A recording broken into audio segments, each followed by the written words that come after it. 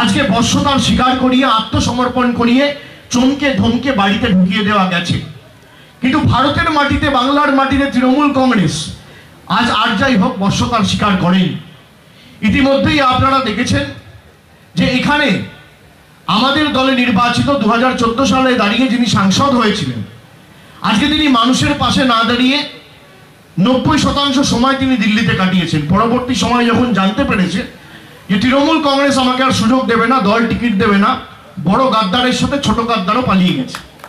সুতরাং এটা প্রতিষ্ঠিত যে মানুষের জন্য কাজ করলে তৃণমূল কংগ্রেসে থাকা যাবে, আর মানুষের জন্য কাজ না করলে তৃণমূল কংগ্রেসের দরজাটা বন্ধ। সে যত বড়ই হনু হোক, যত বড়ই নেতা হোক, আমাদের যায় আসে না। গতকাল অর্জুন সিং ভাটপাড়ার বিধায়ক জয়েন করেছে ভারতীয় জনতা পার্টিতে। অর্জুন সিং গেছে, তৃণমূল কংগ্রেসের কিছু যায় আসে না। রাম শ্যাম যদু মধু যেই যাক, দলটা মানুষ মমতা বন্দ্যোপাধ্যায়কে দেখে করে এবং মানুষ মমতা বন্দ্যোপাধ্যায়কে দেখে ভোট দেয়। সেই অর্জুন সিং এর যদি ক্ষমতা থাকে, ব্যারাকপুর লোকসভা থেকে ভারতীয় জনতা পার্টির প্রার্থী হয়ে দেখা 2 লক্ষ ভোটে হারানোর দায়িত্বটা আমি কাঁধে তুলে নিচ্ছি।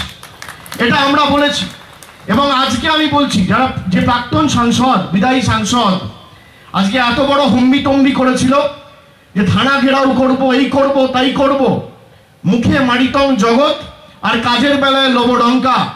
2 মাস 10 দিন অতিক্রম হয়েছে, বাঁকুড়া জেলা এখনো পা রাখার সাহস তার হয়নি। আমি বলি আপনাদের, প্রার্থী যেই হোক মাথায় রাখবেন, লড়াইটা সাম্প্রদায়িক মোদী আর জননেত্রী মমতা বন্দ্যোপাধ্যায়ের লড়াই। লড়াইটা বাংলার সম্মান, কৃষ্টি, সভ্যতা, সংস্কৃতি, দাবি দাবার লড়াই আর দিল্লির জবরদখলের বিরুদ্ধে লড়াই। এই লড়াইয়ে আমাদের এমন ভাবে লড়াই করতে হবে। যদি এখনো আমাদের স্টিং নিউজ চ্যানেলটি সাবস্ক্রাইব না করে থাকেন, তাহলে এক্ষুনি সাবস্ক্রাইব করুন আর বেল আইকনটি ক্লিক করুন। পেয়ে যান সব খবরের দ্রুত ভিডিও আপডেট।